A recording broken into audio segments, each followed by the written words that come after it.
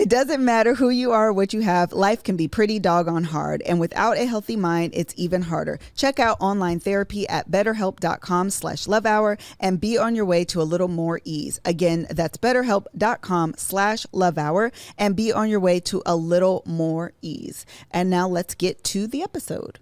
Hello, everybody. Welcome to the Love Hour podcast. I am your host, MrsKevOnStage, and I am unfortunately not joined by my husband, KevOnStage, because he has another engagement. But I have two very special guests here with me, and they are none other than... We're the Tanksleys. I'm that chick angel. I'm Marcus Saint on the gram. And welcome. We have a very, listen, it's a whole entire loaded show of special guests because we have Pastor Cal from Married at First Sight. Pastor Cal, how are you today?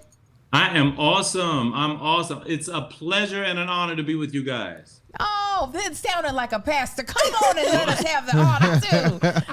We are so excited. Come on, First Lady. I know. Listen, we are right? so blessed to have you in this building today. No, The edifice. Yeah. We have really, when Melissa said that she had you, we were so excited. Yeah, we've been poking around at it for a while, and we had brought it up like, wouldn't it be dope? Wouldn't it be dope? And one day she's like, guess what? Listen. We was like, tell more lies. Our PR plug, shout out to you. You know who you are. We ain't going to put your name out in the folks in the business of the streets. Right. But we appreciate you because she be like, would you like? Yes. We were like, yes, Absolutely. we would. Yes, we would. Yes, Absolutely. we would. And of course. sometimes we're like, no, we wouldn't. Yeah. But Pastor Cal was a yes. We But turned some Pastor people Cal down. Like, was a strong, fervent, mighty yes. So we are so super excited to have you here. So listen, Pastor Cal, we're going to get right up into it. But we're going to start with the book before we get deep dive into it. Okay. Yeah. Pastor Cal has a new book. Actually, it launched today, right? Yes, September 7th. Today is the Nice. day it hit the shelves. And Congratulations. Congratulations to you. Oh, this has been a labor of love, and we're just so excited to get this into the hands of people. This is like a manual that people need, man. So, hey, I'm excited to see what's going to happen. Love it. So, of course, you know that we review the Married at First Sight show as married couples. Yes. We're no experts here, Not at but, all. you know, just experience has taught us just maybe a tiny little bit of things. So how long, your wife's name is Wendy. Wendy. Wendy. Yes. What's up, Wendy? hey, Miss Hey, Wendy, girl. how you doing? First Lady Wendy. They saying hi to you, baby. No. Oh, she's up in there. Hey, Miss Hey, Wendy. Miss Wendy. Wendy. So how long have you been married? Oh, gosh. We are in our 14th year. Oh, Yeah. it's the same as us. Yeah. Listen, 2007 weddings. Or did y'all get married in 2006? No, we got. Now, here's how we celebrate. Tell me. When we celebrate actually, no, you know what? It's so funny because Don't get in trouble. I know, right? We were just talking about this. Whenever our anniversary is and we start the next year, we're saying we're in our next Right, year. exactly. So we actually you know what? It's the 13th year. Oh my God. We got married in 2009, which means Okay. we're in our 13th year. Okay, got Gotcha. it. Okay. Now, we're a little different because we're second timers. Okay. Ain't nothing wrong with it. Listen, my nothing wrong mother's with a fourth, fifth timer. Ain't nothing No, wrong. we just did two. Yeah, we just. He Just said- the he two. said, I just said two. That's it. You We add done. more. Hey, neither Yes, one of us walking up out of this one. No, this is till death, voluntarily or involuntarily. Amen and amen. Oh, I love it. So in 14 years, and it's your second time around, I know you probably got lots and lots of information to give. So can you tell us some of the points that you talk about? First of all, the title of the book is Marriage Ain't for Punks. Yes. Yes, There's marriage never been a ain't for truer punks. statement. I mean, oh my God! You know, everybody who I've talked to who's been married any more than 2 days, you know, understand that title. You know that this marriage is serious. You know, and it's like, look, if you're not willing to do the work, don't walk down the aisle. Don't play with it, because I mean, it takes some serious compromise, some serious fortitude to get into this thing and work through the issues and the challenges to make it work. And I tell people, look, marriage doesn't work. People work. Come on. Oh, that's good. Say more about Marriage that. is just the institution that the people are in, but don't you do the work and your marriage will be great. Everything. My marriage ain't working. It's because you ain't working. Come on Pastor Hey. Cal. That was good. Dragging folk already. So you sound like me somewhat. Just a little more insightful. Go ahead. I was just going to ask I know you said it was a labor of love. How long had you been working on this book? Well, I've been working on this book, honestly, probably about 4.5 years. Oh, wow. You know? Yeah, but it's a compilation. Actually, the idea for the book, I've been working on it officially as a book for probably almost 4 years. But the idea for Married Ain't for Punks is probably about 7 years old, where we first started that, and we started calling our conferences the Marriage Ain't for Punks Conference. Yes. So we've been doing our marriage conferences now for like 10 years or so. Yeah, so it's the Marriage Ain't for Punks Conference, and then we just turn that, as well as the last 20 years of my counseling experience, into a book. Oh, I wanted to know this. So, Pastor Cal, you do have like formal training in relationship, license. What's the word I'm looking for? Therapist. Mm-hmm. Well, no, I don't call myself a therapist per se, but here's the thing. My undergrad, of course, is in theology. My master's is divinity with an emphasis in counseling. And I did doctoral studies at Ashton University. I even went to law school, believe it or not. But all of that has been focused in. I know.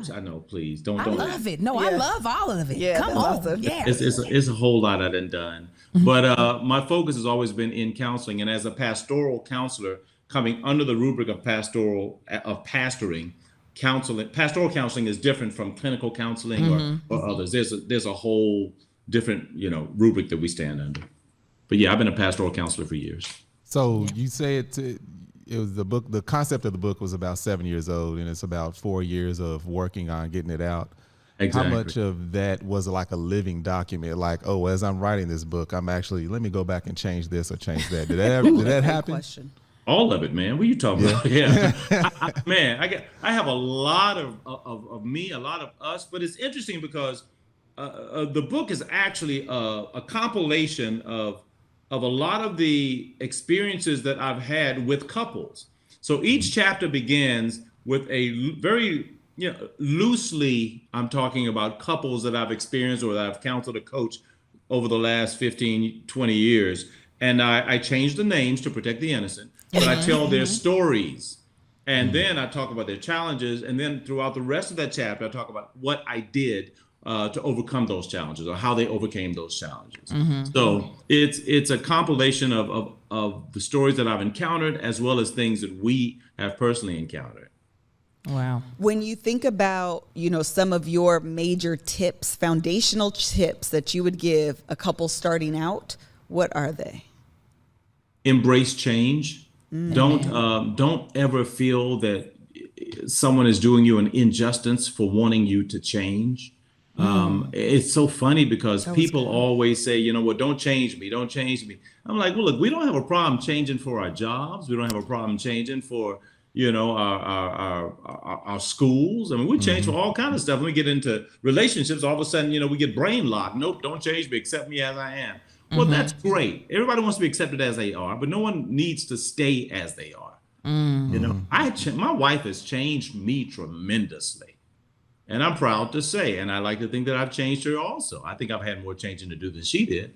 But, regardless, I think that it's necessary to understand that every event you have in your life will change you. If I would ask each of you individually, you're not the same person you all were last year. No. Right. Y'all not the same person you were last week. You might not be the same person you were last night, because every event, every experience you have changes you. And as a couple, you have to come together to determine where you have changed, and then find some kind of compromise, some kind of unity, through that. And that's where the conflict comes, when you're coming together to see where your differences are, and then you have to find some sort of unanimity in that. See, this man is over here changing and helping lives right now in this moment. Let me tell you how many people needed to hear that. Be prepared to change. I love that answer. One of the things that Kevin and I often say is when people ask us a similar question is prepare for nothing to change and prepare for everything to stay the same. Meaning there are some things you're signing up for and your partner will not change. So be prepared for that to stay the same. And there's some things that you signed up for and how they are will change. Right. And you have to be able to go with that as well, because that's just life. It's just what it is. Kevin didn't like avocados when we first met. Now he loves them. He hated spicy food, and now he can stomach it. It's just part of life. And if you expect whoever you marry to be the same person, as you said on I Do, the day you said I do, to be the same person years later, child, you're going to be in for a doozy, because that's a ridiculous expectation. It's like a woman came to me once and said, you know what, my husband, he's not the same person I married. I'm like, duh. It shouldn't be. Yeah. I mean, you're talking about 10 years. How are you going to be the same person you were 10 years ago? It doesn't make sense. Now, Pastor Kyle, what do you feel like has been, in all your years of pastoral counseling, has been the most common hurdle or obstacle in marriages? Probably forgiveness. People having challenges in forgiving. And it doesn't always, when we think about forgiveness, sometimes we think about forgiving for something huge, like infidelity or something like that. But it could be just forgiving someone and holding a grudge. That's been the biggest thing, is that when someone's offended, just putting up that wall and refusing to release another person from your judgment. That's one of the biggest things, is having the kind of soul, or the kind of spirit which says, you know what, I know you screwed up. I screw up also. And I'm going to release you from the judgment that I have over you. That seems to be pretty consistent. And in the book, I talk about what real forgiveness looks like. And one of the stories of the couples who experienced infidelity, I talk about what real forgiveness looks like, the offender and the offended, and how each of them have to approach this thing in order to get complete forgiveness in their lives. And if you're really going to forgive somebody, you have to forgive them not only for you have to forgive the actor and not just the act. You have to forgive them not only for what they did, but you have to forgive them for who they are. And you have to also forgive the possibility that it might happen again. Oh, Jesus, that's a hard one. You want me to walk with the Lord. I don't. Well, marriage ain't for punks. That's what you say. This is getting real good. Before we jump into the next question, we're going to jump into our first ad right now. All right, taking a break from the episode to tell you about SkillShare. SkillShare is an online learning community that was brought about for creatives to enhance and enrich their learning experience, no matter where you are in your creative journey. I personally have used SkillShare actually for a ton of things. And if you're on social media at all, you know that recently the CEO of Instagram announced that they are no longer a photo sharing app, and instead they are trying to move into being a video platform, a la YouTube. Even Facebook has moved into it. And so all of us Instagrammers who were once posting pictures are scrambling, trying to find our way to stay up with the times and be a video content creator on a platform that was once used for photos. And insert SkillShare. I have watched Get Started Creating Video Content with Your Smartphone for Bloggers and Small Businesses by Celio de la Paz on the platform on SkillShare. Her class basically teaches you how to create content, how to prepare and plan, because planning is going to be the best way to succeed, the gear that you need to use your smartphone, and filming tips, because you really don't need a heck of a whole lot to get started on, social media platforms as a video content creator. You just have to start somewhere, and this is a place to start, because once you get started, it's a lot easier to keep going. A ball in motion likes to stay in motion. A few other classes is Best Tips for Video Content Creators by Benjamin Ortega, and another one by Dylan Reeves Fellows is Editing YouTube Videos in Premiere, How to Create Engaging and Quality Videos and Content. Again, all videos that are actually going to teach you how to increase your video content on social media platforms, especially as we are all out here trying to make a presence on social media so we can bring in an additional stream of income. Explore your creativity at Skillshare.com/lovehour and get 1 month free trial of premium membership. That's 1 month of premium membership at Skillshare.com/lovehour. Again, that's 1 month of premium membership at Skillshare.com/lovehour. And we're back. You better do it. That was fantastical. Listen, I was like, I said, if I'm going to be involved, I'm going to help you out. Listen, I'm going to at least watch this clock. I'm show enough. That's a lot more than what I was thinking. Really quick. I don't like your answer, Pastor Cal. It was a good answer, but I don't like it. Right. Tell me why not. I said, I can't do that. I want to be a punk right now. Why don't you like my answer? You know why? Because I think it is so, well, I love your answer. I just also hate it. Because I think it is so, I think resentment builds when forgiveness is conditioned upon not forgiving. It's almost like grieving who I thought you were. Right. That's good, Liz. And so if I'm holding on to it and you're not that, then now what? You mean I got to forgive that too? I don't want to do that. Yeah. Yeah. And the thing that hinders forgiveness is simple. It's pride. I mean, come on. We all have a preconceived notion, or just a notion of how we feel our spouses or our significant others should be. Mm-hmm. We have a notion of how we feel they should act. And we even have a notion of how we feel they should respond, when they've done something wrong, and how they should treat us. Yeah. But if you really want to be married, you have to honestly erase that. And you have to accept them where they are, how they are, who they are.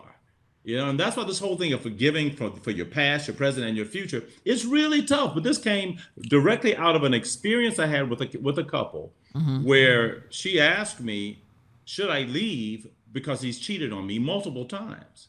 And I said, well, if you left, would you miss him? She said, yes. I said, well, if you left, do you feel as though you would regret it? Yes. Well, then why would you leave? She said, well, how do I stay? And that's when we talked about forgiveness and the fact that forgiving the act is one thing. But if I only forgive the act, then I'm leaving it open for when you do the act again, I got to forgive again. But if I forgive the actor, what I'm saying is that all of who you are, all of what you did, I'm forgiving the fact that I'm forgiving you, not what you did. I'm forgiving you. And I have to see you in a new light. And I also have to forgive the possibility. You see, I'm like, oh, come on, Pastor Cal, you're going to have to help wrap me up in this one. Because I'm like, now what now, hey? No, I think he's speaking like this specific example. Now, look, I just still have forgiveness is rejected. real. y'all ain't ready. No, I told you that. Y'all some punks. I'll tattoo it on me. This is also why I'm not a pastor and people don't come to me. Stay, or you can forgive and leave. Amen. There you go. But the issue is not whether you stay or leave. The issue is whether you forgive. Okay, now I can get with you on board with that, Pastor Cal. But you have to forgive, and I have seen it over and over and over again. That when people truly forgive, they say, "Okay, fine, I can forgive and leave. That's cool." But when you truly forgive, and you see that person as a flawed individual, you see that person as someone who fell, not someone who intentionally fell, but someone who has an issue that they need to overcome. When people see that and they forgive, 9 times out of 10, they start reconsidering whether they want to leave. I'm not going to tell you wrong. I just still reject it. He said, let me just put that in the reject box. But no, that's something. I mean, again, that is why you are a pastor and you meet people where they're at, and why I'm not. Because I'll be like, I don't care if you miss them. Leave. Right. But I understand you're meeting people where they are, where they might say they're leaving, but they ain't really left. That's so true. They still there. Yeah. And I've seen people stay. I've seen people through some crazy stuff, man, and get through it. I've seen we have too. Yeah, we definitely know some folk that we just like. Well, we'll stick. Yeah, it's just like, Exactly. Y'all made that work, huh? Right. But here's the thing: you can't be any madder at someone's spouse than they are. Yes. Come on, that's a hard one, Pastor Cal, because you be wanting to be, and you just like, you ain't as mad as me. This is silly. I'm like, no, I'm minding my business. I'm over here. Go. You want me to be mad with you? I'll be mad with you in a moment. Right. And then I'm gonna go home. Yeah. But that be the thing. Once you tell family, it's hard for them to release it. Oh yeah. It's me. I'm family though too. Me too, girl. We right there. The next time I see you, now y'all want to be all hugged up and lovey-dovey. No, I'm still pissed. Yeah. But Melissa, you know why? You know how to remedy that? Please tell me. Don't tell family. Come on now, that's the truth now. That's real. That's Don't the tell truth. family, because I tell people, listen, and I see this all the time on the show. When the first sign of trouble, they go running and tell their mother, their father, what have you. You have to realize that when you tell somebody else about an issue that you're having at a particular time, for them that issue is locked in time. Come on. You'll go ahead and forgive the next day, the next week, and you come back a month later, and they like, oh, he's still doing it. Oh, that's so and so, that son of a whatever. Oh yeah, you remember what? And I said, Mom, we got over that. Right. I don't believe it. Right, because you have to tell them something. First of all, you try to get over it yourself. If you want to reveal something to your parents or friends or what have you, reveal the story after you've resolved it. Because they're still living in the moment of finding out and the heat that you brought to them. And Absolutely. usually you go to the person and when you're at your lowest. So they're seeing you there. They're not Exactly. seeing the transition. And just like, how can I forgive somebody for making you feel that way? And you know they're going to take your side. Come on. That's why they're coming to you. Like, be mad with me. Yeah. They're going to take your side. They're not going to say, what you do. No, they're going to take your side. Yeah, I really quickly want to say this. I think I saw a comment there when they were talking about domestic violence. This is barring domestic violence. Obviously, if you're in a domestic violence situation, reach out, tell somebody, get the help. That's not what we're talking about here. Yeah, and thank you for that caveat, because you're absolutely right. If there's domestic violence, is there even emotional abuse and sadistic emotional abuse without any violence, you still have to consider whether you want to leave. Now, even if there's domestic violence, even if there's some sort of sadistic abuse short of that, you still have to forgive. You just can leave. You just should leave. I knew But that's where he was going. Forgiveness is not for I them. get no amen lights right now. Forgiveness is I for knew you. that's what he meant. Ain't nobody saying that. Y'all like, okay. Yeah. Now, how is he a pastor? No.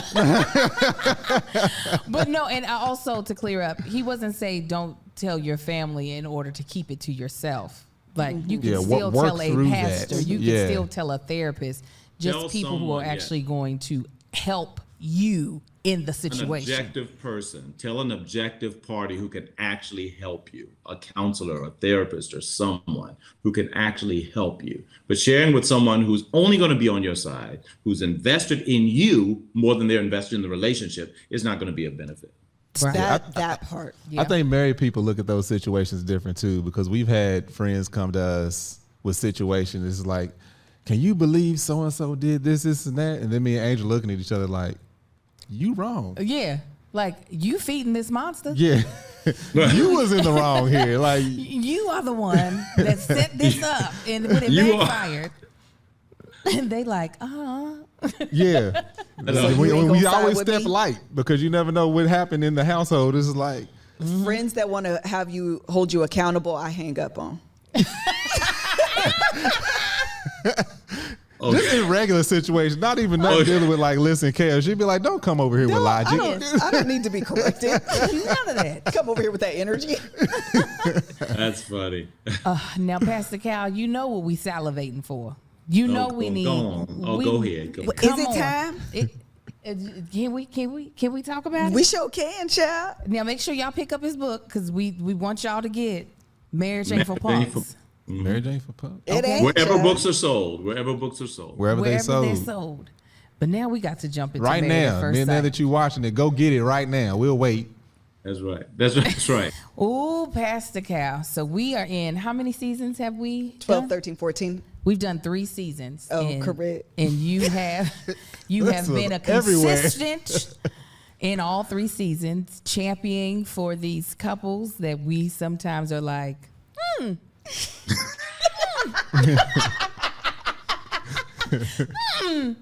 that's an interesting combination. Ain't that something? It's like polka dots and plaid. Wow, didn't know those would go together. So many questions. Polka dots and plaids. That's what it be looking like sometimes. Let's start with, I won't even ask a question about a specific couple. There is something that I notice in a lot of your confessionals that I notice you say. A lot of times when you all are putting opposites together, you're hoping that the one person pulls something out of the next. In the 3 seasons we've watched the person pull anger out of it. Look at Pastor Cal's face. It's like they was too opposite. This wig ain't secured. So, Pastor Cal, in these situations, do you all ever in these opposites attract situations be like, thought it would work? Or are you thinking, ooh, if they had the tools, this could work? Yeah. Mm-hmm. It's always, there's always that possibility that there will be more challenges than we expect. Do we always expect them to work? Yes. Really? Always. Yes. I'm shocked. Let me share this with you. When we went, and I think, let me go a little through the vetting process, because I don't know if you guys are familiar with the vetting process before we choose these couples. But assume we're not. Tell us. We don't know. we vet. I'd say probably a couple months. 2 to 3 months, I think, of vetting before we actually put them together, and that starts with a 75-question questionnaire before you even get started. Mm-hmm. And then there's a 500-question questionnaire after you're chosen. I'm out. You just need some persistence already. That's some weeding out. Ooh. And then after that, we meet with them, the three of us, Dr. Pepper, Dr. Viviana, and I. We meet, and then after that, they have to have psychological evaluations. They sit with psychologists on two different times.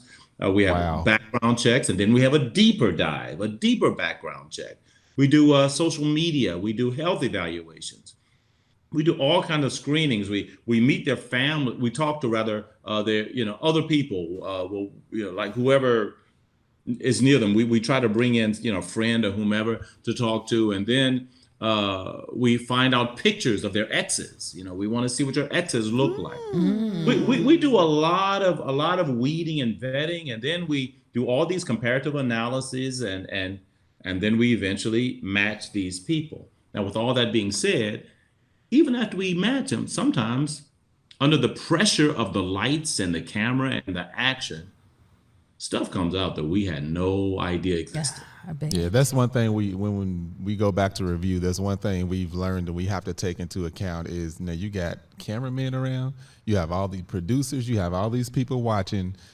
If it were me, you'd probably see a different Marcus. No, you wouldn't see a Marcus. You'd be like, what's the fine? Here. Yeah, let me write this check. Deuces.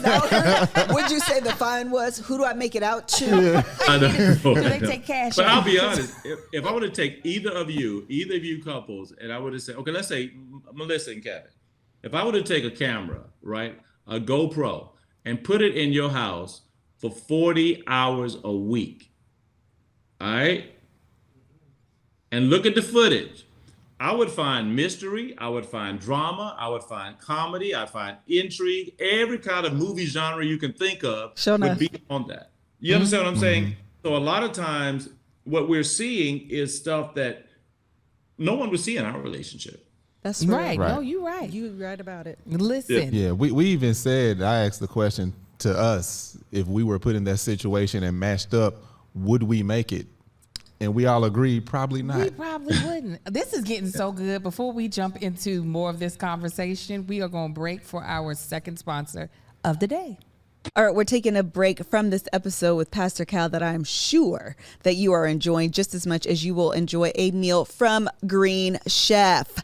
That's right. We are sponsored today by Green Chef. Green Chef is the first.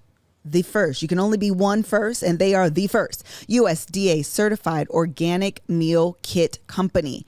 Green Chef makes eating well easy and affordable with plans to fit every lifestyle. They have keto, paleo, vegan, vegetarian, or if you're just looking for all around healthier options, they have a range of recipes to suit any diet or preference. You guys know Kevin is on tour. I have a gazillion podcasts that I'm a part of, and I host a show. My son does soccer, and my other son has a social life, and that makes me his chauffeur. That often means I don't have a lot of time to ensure that my family cooks dinner, that I cook dinner for my family so that they have a meal to eat at the end of the night. So I often need something that is going to be convenient, flexible, easy, delicious, and sustainable, and that is where Green Chef comes in. It makes cooking very easy with dinner options that work for my lifestyle. And my lifestyle is that of a very busy woman.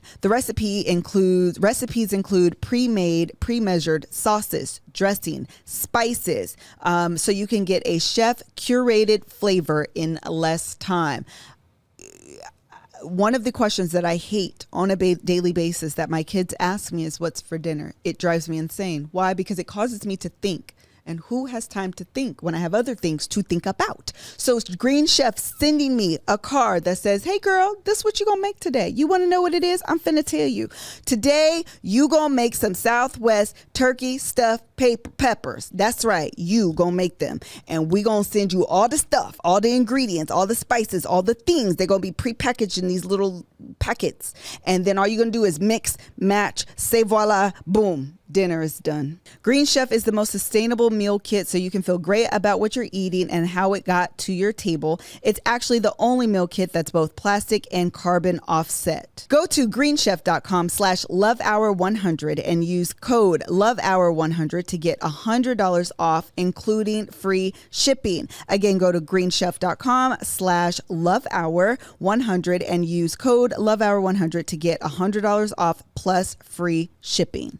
Okay, we just told you about eating right, and now I want to tell you about getting your mind right and keeping your mind stimulated, and that is through enriching your mind through audiobooks. And that's why I'm here to tell you about Audible. Audible is the leading provider of spoken word entertainment all in one place. At Audible, you can find the largest selection of audiobooks ranging from bestsellers, new releases, celebrity memoirs, language, business, motivation, original entertainment from top celebrity creators, and thousands of popular and binge-worthy podcasts. You all are very aware that I have a book club, shout out to the Booze, where I pick a book of the month every single month.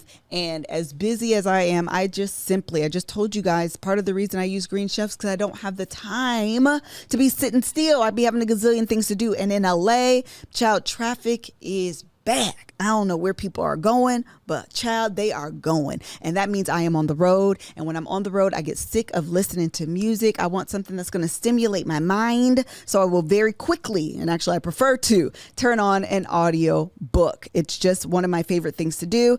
This month we are audio listening to the book 7 Days in June. The book is about 7 days to fall in love, 15 years to forget, and 7 days to do it all back again. Child, it is a juicy love story. I ain't gonna tell you what happened, but I'm gonna encourage you to get it. Okay, how do you get it? You can go to visit audible.com/lovehour or text lovehour to 500-500. Again, visit audible.com/lovehour or text the word love hour to 500-500. I concur. If you put a camera up in my house for 40 hours a week, early on, like Kevin and I got together when we were young teenagers, but you could speed it up. If I was in my mid-20s and we got together and you had a camera, y'all wouldn't like me, y'all wouldn't like him, y'all wouldn't like us. Mm-hmm. We wouldn't make it. We wouldn't make it. Oh, people would. It would be like, tough. And mind you, you guys are meeting them when they are putting their best foot forward, as single individuals, but marriage changes everyone, man. And then you throw in the production of marriage and the stress of all that's around. I mean, it changes everyone. And then of the last couple seasons, we've had COVID and the stress of that. So, of course it changes them. I mean, on paper, scientifically, they're perfect matches. But outside of that, it can take a detour real quick. COVID is a dog age cofactor on marriage. So if you've been married for one, you've really been married for like 7 in COVID. Yeah. Now, is there anybody, that's a good way of putting it. Yes. Now, is there anybody you feel like you were bamboozled by, like after doing all of this vetting? Obviously, like you said, these are situations. Listen, I'm gonna set him up. He can decide where he gonna go. Everybody knows. We done talked to Dr. V. Listen, but no. Oh man, but funny. we know that like everybody, when they're going out for this, they are putting their best foot forward. So you're seeing them on their best day every single time. and then you see their worst day on television. So has there been any people that you just like, God dang, I had you pegged wrong? Yeah, we there have been some. Any in the 3 seasons we watched? You said what? Any in the 3 seasons we watched? Well, I don't. I would say that there have been most. Let me put it this way. How can I say this in a very, very tactful manner? I could see an ex-husband that surprised us. You know, from a previous season. Yeah, definitely. But you know, I don't want to say the names to protect the. Yeah, I think it goes without saying. Yeah. That's fine. Yeah. But you know, again, you know, there's no accounting for how a person acts under extreme duress. I mean, there's no accounting for that. So anything, and mind you, they've gotten through a lot of vetting. They've got. If you can get through some psychologists, 2 psychologists, trained, experienced psychologists, and you get through them, what are we going to say? Yeah, You know? that's when you said like the 500 question and 100 question and 2 psychologists and background checks. Right. I'm like, some people are just masterminds. Yes. Exactly. Yeah. So, you know, it's yes, there are people. Yes, we have been surprised. Needless to say. When you think of the couples that have made it, what do you see as a common theme or thread for those couples? Well, I will choose someone and I'll say their name on this one because probably one of my the greatest example. Well, 2 people. The great one is Bobby and Danielle out of Dallas. Okay. Bobby and Danielle. Do you know them? Do you know who those are? I just Sorry, Okay. Pastor Cal. I just want you to know that we don't know who you're talking about. But good job, Okay, Bobby I'll and talk about Danielle. somebody else. Okay, fine. The three Somebody last might seasons. remember. Greg and Deanna. Got it. Okay, she. Oh, got it? Okay. We love Greg and Deanna. Big Greg and fans. Deanna are a prime example of 2 people who I believed were going to make it from the beginning, and they were consistent the whole time. Let me tell you what Deanna said. She made this comment before she even walked down the aisle. Deanna said, whoever is standing at that altar, I'm going to be married to him for life. Oh. She made that declaration, and because she was in the mindset that, hey, look, this is real to me. This is an opportunity to meet someone. I'm going to trust the process. And the other thing that they did, as well as with let's see who else, Shawnice and Jeffy, I got them. Christine and Keith. You ain't saying that name I know, but I'm gonna follow you, Pastor. Okay. But the one thing that they've done is that they also listened and followed instructions.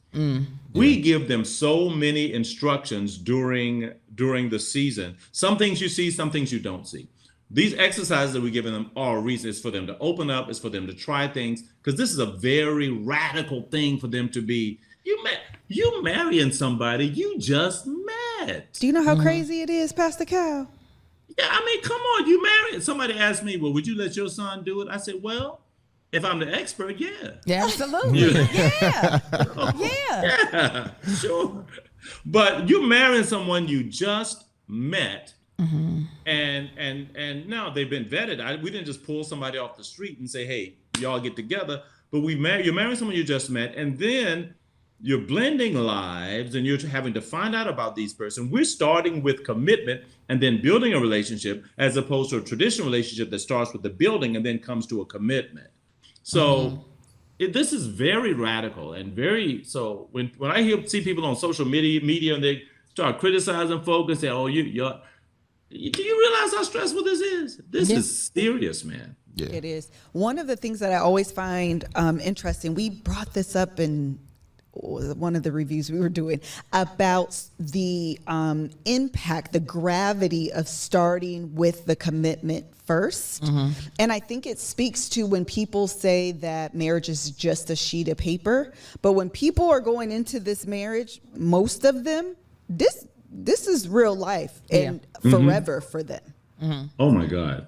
That is so true. You know, it is. And these people are very sincere.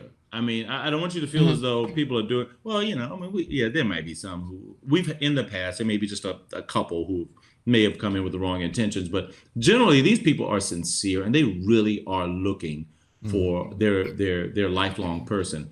They just have not been able to do it on their own. I mean, we all are blessed. I mean, we were kind of given mates. We found somebody that we could be with, and we stayed with them. And so our situations, look, we were able to find someone. For these people coming on the show, a lot of times they cannot find anybody. They cannot, for some reason, something in their past, something in their life or whatever, they're having trouble. And so they use this as an alternative. Most people are saying, I'm sick of dating. Right. I'm sick of social media. I'm sick of swiping left and right. Can you find me somebody and get beyond all the dating so I can just be married and go on with life? So it's stressful. But look, we have roughly about 16 couples, I think. 13 marriages. I don't know. It's a whole bunch of that them are still together. That are still together. And we got 8 babies. Yeah, They be popping out babies. If they stay together, they be having them they kids. making them kids. Yeah. 8 man, that's crazy. That's really crazy Yeah. to think That's amazing. that this show Yes. set up Just as created wild lives. as it is Yeah. has created successful marriages that have resulted in kids, and these couples be having more than one child. They be having, More like, than children. one. More than one. I mean, I'm a huge advocate. I've talked about it before. I love the thought of arranged marriage. I think it is so smart, especially when you're looking at like things outside of just being romantic, things Right. that can ebb and flow, like romanticism, and then spark. Some days you got the spark, true. other days you just like, why are you here? But like the core thing. So I do love that about the show. But do you all want to ask them about this season's couples? I have a question in general. So during the progress of the show, I've said, I think we can all agree, anything pretty much dealing with politics after 2015-16, politics are no longer just politics. Right. So when you have, is this something you all are looking further into now? Like we've seen on this season as well as last season, where you know how people on polar different sides of that political fence. And it seems like, I don't know, one couple, I feel like this season, that might be the breaking point for them, but we'll see. So is that something you all are looking further into versus, you know, starting off, you know, maybe the first 10 seasons? Yeah, we definitely have had to sort of change our philosophy and our approach as far as, you know, people's political preferences. Because you're absolutely right, Marcus. It's gone from just, you know, who I vote for to it's almost like a moral decision. Yes. You know, where it's like, I mean, people look at this and they literally judge you based on who you voted for. And I ain't gonna call no names, but you know, one president, you know, caused that to happen. Yeah. You know, That's why I said after 2015-16, things are different. Things are different, man. So yeah, that is something that we're considering more deeply. The interesting thing is, whenever someone tells us, and we've had people have told us, look, if you voted for Trump, I don't want to have nothing to do with you. Okay, we take that seriously. We take that, and very I get seriously. it. And right. And if that's a deal breaker, then we take that seriously. But if you tell someone, if someone says, you know what, my family's been Republican, they voted Republican, but as far as I'm concerned, I really don't care, you know, yada yada. Okay, fine. If someone says, yeah, well, I'm a Democrat, but I have some Republican values, some conservative values, and okay, fine. Well, then we're going to take you at face value. I have a question on that because I think I understood where your question was. Folks said your question was good, Marcus. I don't know what it was, but I think I understood the context. I see one. It says good question. My question is, Pastor Cal, folks be lying, don't they? I think that I often think that people underestimate or minimize things that are important to them. Come on, Melissa. And so I think when taking them at face value, I actually think they end up doing themselves a disservice. Absolutely. You agree? Say more. Yeah, absolutely. Absolutely. The thing is though, is that we can't read their minds. And I think that we all think that we know ourselves. And I'm not going to say we don't, but I think we know ourselves pretty well. And again, until you get into the pressure cooker of married at first sight, then you really know yourself. Yes. Mm-hmm. Amen. Then you amen. really know what's up. You think that you need this or you need that, but when you don't want this, but when you get into it, I'll give an example. I mean, we've had a number of people who said, there are deal breakers where I need someone who's over 6 feet tall, and that's it. Well, if we find somebody for you who we think is incredible, but they're 5'10", will you take that? And they say, well, no. Okay, fine, I'll try it. Well, then they meet the person, then they just, oh my God, I love them. I love them. You didn't really know yourself that well, did you? Yeah. Yeah. Oh. That's a really that's a common thing. A lot of women say they want somebody 6 feet tall. Oh, yeah. What's it like? Only like 14%. Yeah, I had to snag them off the market because I knew it was rare. Yeah, I was like, stop it, heathens. I'm in a relationship. I have another question for you, Pastor Cal. Sure. Specifically pertaining to couples in this season. We look at someone like Mirla. Am I saying her name right? Mirla? I don't want to say her name. Mirla, okay. Mirla. Who very particular.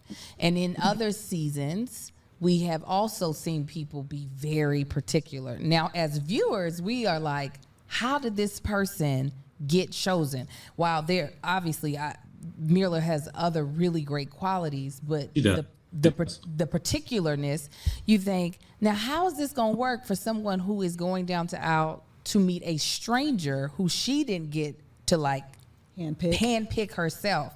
So how does that decision get made? Like, what was specifically for her, I guess, how did that become like she's a great candidate? Because when we hear her talk about all the little things that she must have, and to your point at the very beginning, you have to go into a marriage being willing to change, and her theme song is, I'm not changing my life for anyone. So how does she become someone who is chosen as a candidate, or other people, not to pick with her, there are other people in other seasons have been like that? Yeah, when we have people like that, first of all, again, a lot of what you're seeing on camera is coming out on camera. Mm-hmm. A lot of it is not.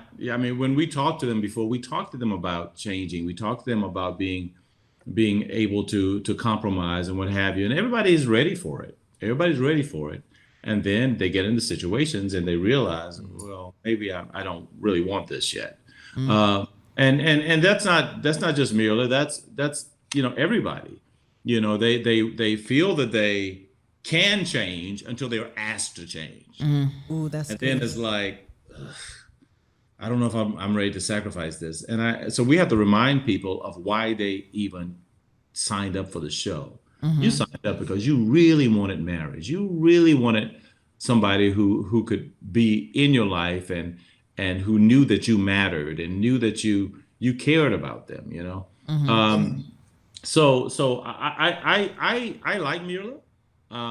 I think that I like Gil. I mean, Gil's an incredible guy. Mirla's an incredible woman, as well as I think all of the people in our cast they have so many great qualities, and they have some challenges as well. Mm-hmm. So it's the people that we choose.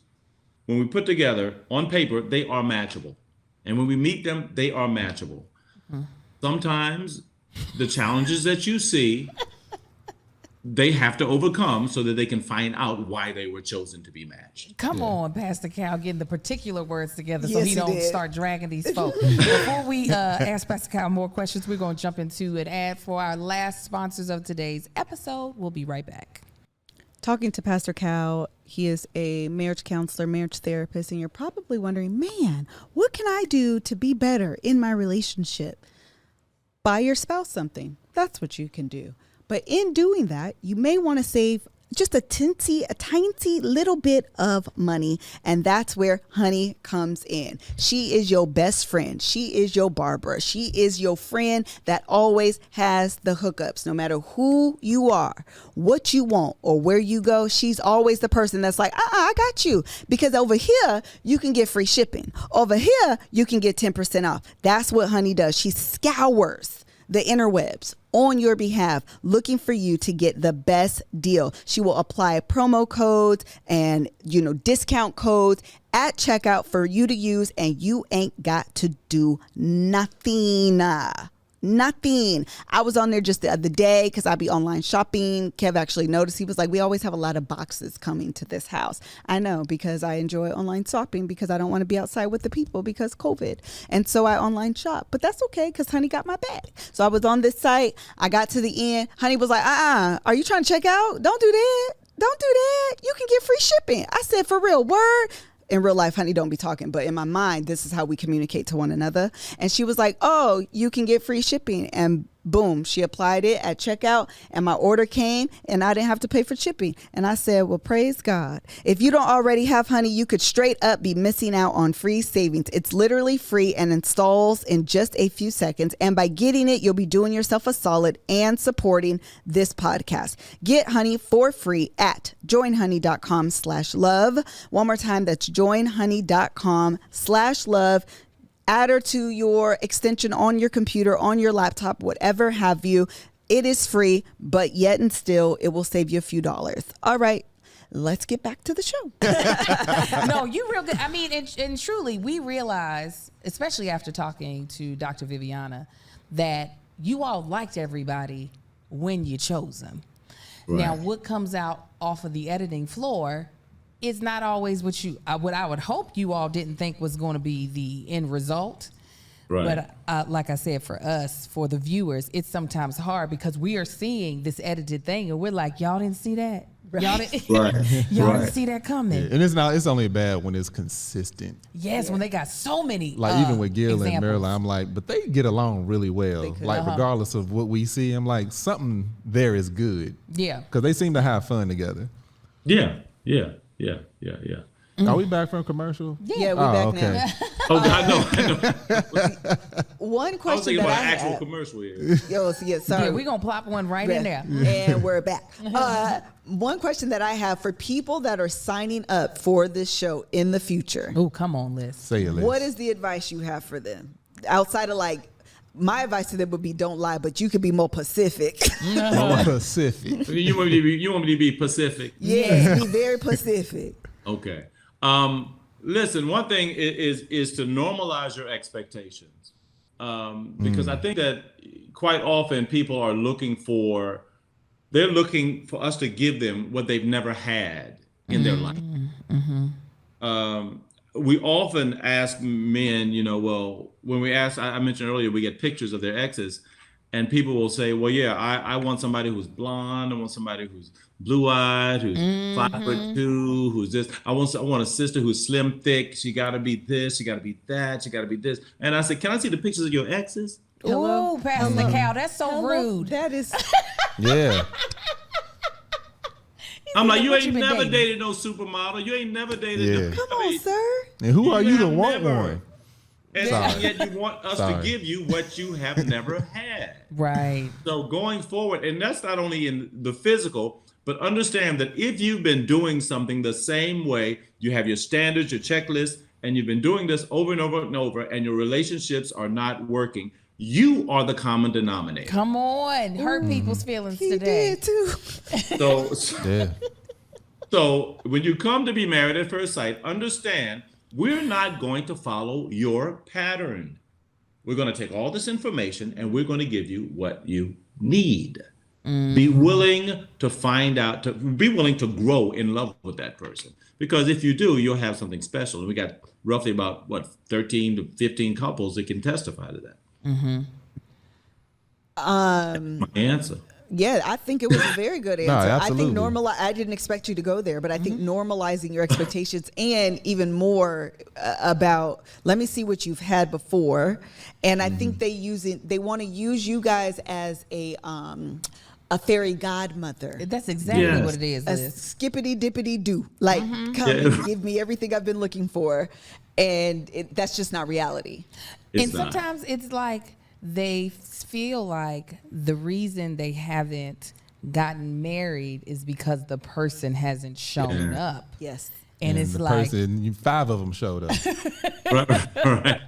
and they're like, no, you go find a person because he just hasn't shown up. And it's like, no, sometimes you got to actually look at what you are doing for that person, for you to feel as if that person hasn't shown up. Absolutely. And you see that when they always ask, well, where are all the good men? Well, where are all the good women? And people ask us that all the time, It's like you're dating them. Yeah, and I'm like, there are tons of great men out there. Outside of Married at First Sight, I know tons of great men.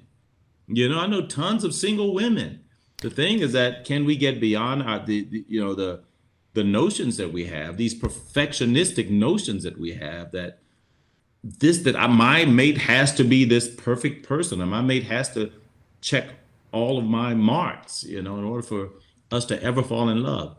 Just real quick, could you send some of those tons of great men to apply to Love on Stage? I was just about to season say, 2? Pastor Cal, you don't think there's pee in the dating pool?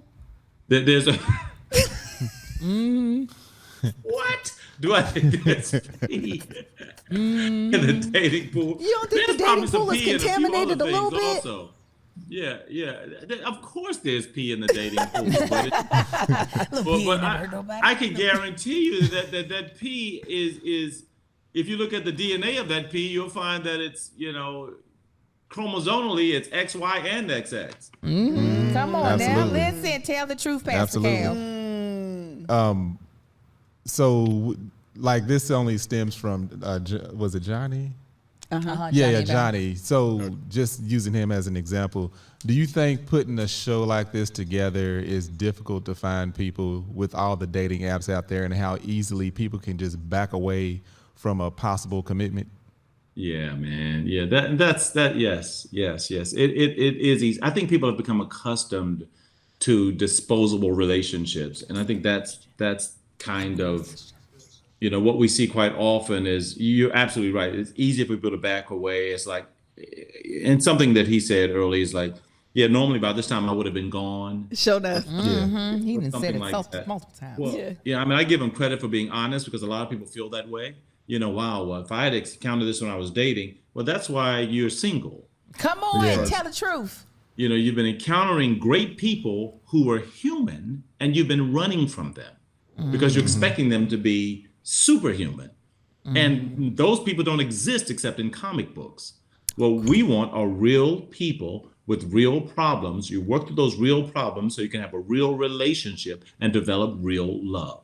That's the part of marriage that ain't for punks. That's the part of marriage that ain't for punks. Oh my God, today. Yeah, because we got stuff we work through all the time and still working through. Kevin and I have been married. I'ma stick by him. You stick beside him. We have been married for 50 years. 17 years. Yeah. I had to do the math. 1,700. And we just started, well, that's not true. We were doing marriage counseling together, and I didn't like those people. But this lady we got now, I really, really, really like her. Yesterday, we had such a great session. And at the end of it, I could tell that I won't go into too much detail, but some of the things I've been wanting kind of came through in the session. And when I tell you, that's the part that's I'll give you this. She told me in my very first session with her, because I was like, man, I just feel like I'm wasting a lot of time. And she said, thank the person from years ago that didn't give up. That endurance, the need to persevere, the person who didn't give up allowed me to have the session last night, which was the breakthrough I've been wanting for 17 years. A lot of us abort the mission before we get there. Come on, Melissa. Come on now. That was a long roundabout way. No, that was a great. No, that was the it. journey. That was it. That marriage is a journey. Yeah, it is a truly journey. is And not for consistency is the key. Yeah. I did a wedding this past weekend. I am actually a pastor. I don't just play one on TV. I was going to ask you that. We're going to so. go to your pastor, Pastor Cal. We're going to go to your church. I'm a Your pastor in church. Atlanta, Georgia, at Progression Church in Atlanta, Georgia. We're going to hit you up. I'm We've gonna been in get my Atlanta leg way raised too in much. Yeah, we'll be there in December. That's right, Pastor Cal. We're going to be there for real. Yep. We're going to come to your church. Oh, hey, let me know. I'll No, roll out we the are, red but carpet. we don't be lying now. We gonna be in your DMs like Pastor Cal. We coming. We coming. Don't leave That's us on awesome. red. Yeah, but I was telling a couple as far as commitment. I was telling them this past weekend when I was doing a wedding. I was saying, look, I gave them CPR for marriage. I told them that CPR is commitment, passion, and respect. Well, that's And good. those things have to exist in a relationship. And that commitment means, I'm not going to go through the whole thing, but the commitment basically means, look, I have made a decision that I'm going to stay with you irrespective of what we go through. I'm going to be committed to fulfilling your legitimate needs. And you can count on me. I need you to feel comfortable that I'm not going anywhere. And then we can work on anything. If with every conflict, I have this fear that somebody gonna leave, then that's going to change how I handle the conflict. Yeah. Oh, that's so good. You so right. That's so good. But if the underlying foundation of our relationship says we have made a decision that we ain't going nowhere, we ain't going nowhere. Okay. Yeah. That It's bad if for we- life. I know exactly. That's Y'all what got that. that's what I thought. So if we could have that underlying agreement that this thing is going to be forever, then we can deal with the arguments. We can deal with the fighting. We can do all that because we know that, hey, look, at the end of the day, one thing we don't have to worry about is our relationship ending. Yeah, but people don't have that kind of consistency where they can ensure each other Yeah. that this is for life. Now, Pastor Cal, is there a couple in the recent seasons, ones that me and Marcus know the names of, please, that decided to end their marriage that you truly, and I know all of them you truly believed would work, but when they got to that couch, you truly believed, if you just had that commitment, you all could skyrocket out of here. If you all could just get over this threshold of this day, that you feel like, man, you all could really do it. Yeah. And the one that comes to mind immediately is from season 9, I knew it. Iris and Keith. I knew it. Yeah. I mean, and I think everybody recognized that. Everybody's Now, putting in the comments. I think they both are just fantastic people. Keith, even though he said that, he did want to get a divorce. I mean, through the entire season, he was a complete and absolute gentleman. He really was. He was such a good guy during that entire thing. And there was some challenges. I mean, the fact that she was a virgin, that was a big challenge to him. And I wish they could have listened, and more so on him than in her, that they could have listened and pushed through. I believe they would have had an incredible marriage. I still do. And I was hoping that even though they said no, that they would have gotten together. But I think the damage was done. Oh, Yeah, man. yeah. They've presented themselves really well in divorce, so we don't have to make it ugly. Yeah. But I do agree that that was the first season I watched, during COVID, and the decision, I audibly gasped. I mean, If you could have it heard was- us all on set, we Yes. were like, it was a collective gasp. It was a Yes. collective. We just Oh, that's lost so our sad. breath for a second. Yeah, yeah. No, it Also, definitely Will was. and Jasmine from Charlotte, I believe. Yeah, Will and Jasmine. I believe that they had a great opportunity. I think he's, I don't know if he listened to this now, but he screwed that up. No. Oh, listen. Okay, Pastor Cal ain't too scared now. No, I love it. When you see the couples now, do you guys get like the couples that have made it? Do you guys? I don't know if you could tell this, but y'all be getting together and stuff and be having like reunions and carrying on. I think the whole married at first sight family is really, really cool because they reach out to each other individually and they have formed sort of like this community, this sort of brotherhood and sisterhood where they do get together quite often. I occasionally will reach out to them. I mean, I talk to couples in a lot of cases far after the season's done. They'll call me and say, can you help us through this situation or help me through that situation? And I'm always open and willing to help. And so, yeah, there has been like a big reunion? No, but that is actually a really good idea. Yes, Listen, Melissa has all the best ideas. I be giving the production team all the ideas. Yes, she does. You know, that would be a great idea to have just like this big collection of all the successful couples. That would really be cool. Do a vow renewal. Oh, what a great idea. Girl. Come on, listen. That was such a great idea. And me and Melissa are down for consulting, producing. If you Absolutely. need it. Absolutely. That is such a good idea to do a renewal. I have a match. Yes. That's such a powers great that idea. be, if y'all are out there, Yes. y'all, okay. They should do I it. hear And you. those who Pastor Cal. didn't make it, they can be the ring bearer and flower Come girl. on. And we need to Now be in the you're just going audience. too far. We're trying to get an invitation. Yeah, we're not trying to. We ain't just Great presenting idea. this. We trying to be a part of No, this. we want to be there. I know, I be got there. That's That is awesome. such a That's great awesome. idea. Okay, so listen, Pastor Cal, thank you so much. Yes. I have greatly enjoyed our time here. We need to get fun fact. Dr. Pepper Schwartz was actually Kevin's psychology teacher at the University of Washington. Yep. Wow. That's So, awesome. Yeah, Seriously. super, really a random fact, but it is 100% absolutely true. love So Dr. you've been Pepper. great. I'm sure couples reach out to Dr. Pepper Schwartz and Dr. Viviana, but one of the things that you represent on the show, I think for us, is relatability. Yes. Yeah. I mean, when you sit down and talk to these couples, and you be like, listen, man, Yes. you messed up. Yeah. I mean, I think it's such a you never lose like the authority that you Yeah. hold being on the show and as Yeah. a pastor and all of that and the respectability that comes with it. But you also are just there as like, I'm really trying to help you here. Yeah, that's Right. it. We always sitting there thinking like, "Ooh, way to Pastor Cal talk Yes. to this." Yeah. Like, Yes. soon as I I see the tell glasses come my off. wife all the time. I'm like, God, I got to work on my expressions. So No, we no. need them. They're the best. No. We need them. As soon as we see the glasses come off, we like, "Oh, I know, here it man. comes." And you always do try to come with love, which is great, more Yeah. than what we could ever give. And I'm serious. I'll be like, he still found a way to bring that around in a loving place where Dr. Pepper, she'll snatch a knot in folks so quick, which is listen. also entertaining Yes. as well.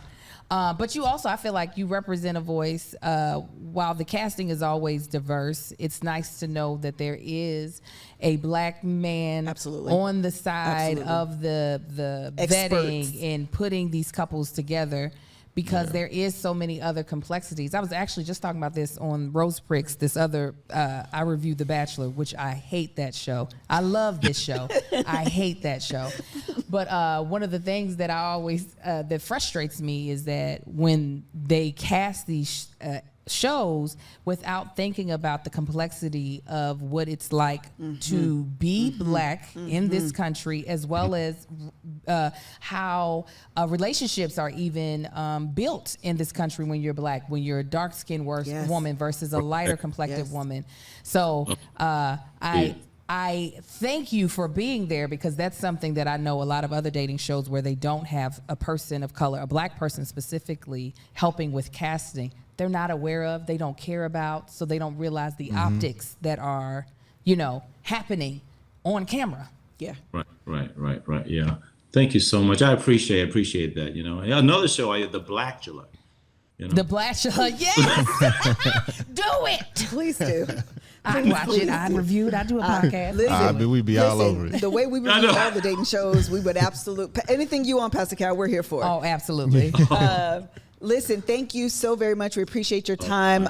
If you want to tell people one last time where they can get your book, the title of it, is it on Audible? It is Audible. I actually spent hours and hours doing the audio book myself. I'm so so it's- happy you did. I wasn't going to say anything if you didn't, but I always Right. believe that authors should read or their own audio book. It just should it was happen. a lot of fun. Yeah. And you want to hear your voice. I want to hear like your cadence and your intonation, and I'm sure you have like Right. funny quips, and maybe you pause here Right. differently. Yeah, It because just as makes I'm it reading, different. as I'm reading, I read, especially if I know the author, I read in in their voice. Yeah. Yeah, exactly. Yeah. Very Well, good. I'm so excited, looking forward to you guys reading. And give me your feedback. I want to know what you think. when you read the book. Let me know how it affects you or what have you. So I'm so excited for that. And thanks for the opportunity also. Thank you. All right. I think the being opportunity here. was ours. Yeah, it really sure was. And check it out. You can get the book on Instagram. I am Calvin Roberson. Look it up there, or wherever books are sold. You can go to my website, calvinroberson.com. I am Calvin Roberson on IG, or wherever. Go to Barnes and Noble. They got them there, all over the place. Love it, love it, love it. And you can find Pastor Cal on Instagram as well at I am Calvin Roberson. Yes. I am Calvin Roberson on Instagram. Yes. On the and let me just say this also. I hate to prolong, but the book is actually called Marriage Ain't for Punks, but it's for everybody. Whatever stage you are in, in your relationship, whether you're married, single, or divorced, or thinking about marriage, or what have you, because some of the principles in there are just relationship principles that everybody can relate to. I was gonna say the title says that to me. Like, no, you can read this at any moment in your life. Yeah. Absolutely. And relationship or marriage is really self-work first. And then you do it together. So Marriage Ain't for Pugs really, to me, also sounds like get yourself together. Amen. Because you'll get beat up once you say I do if it ain't together. Right. Yeah, and I'm going to have a live signing on September 9th. Okay. Oh, that's around the corner. That's 2 days. That's in 2 days, actually. Is it? Yeah, 2 days. There'll be a online live signing. So you can find out more information. That just hit me up on my IG. You'll see that. Oh, wait. Oh, wouldn't you say you're doing it on Instagram?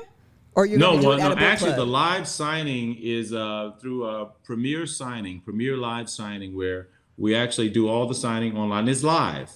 And you can call in and tell me comments. We sign the books, and you'll get it. Got it. Oh, okay. Nice. I get it. I Okay. thought you were about to be in front of a bunch of folk, and I was about to say, wear your mask. Yes. Dr. Cal. Oh, no. COVID ain't that bad. They can't get through the computer. No. Okay. Yeah. No. You That's good. real. You good. Thank you once again. We appreciate your time on today. Hopefully we can have you back, Pastor Guy. You can come back anytime you want. Anytime you want. Anytime. Thank you so much. You guys want. are awesome. Yes. Thank you. Thank Tell you so Kevin much. I missed him. I am know. going to tell him. I promise you. He's going to be sad he missed it. All right. Thank you so much. Have a good one. Thank you, guys. Bye. Thank you.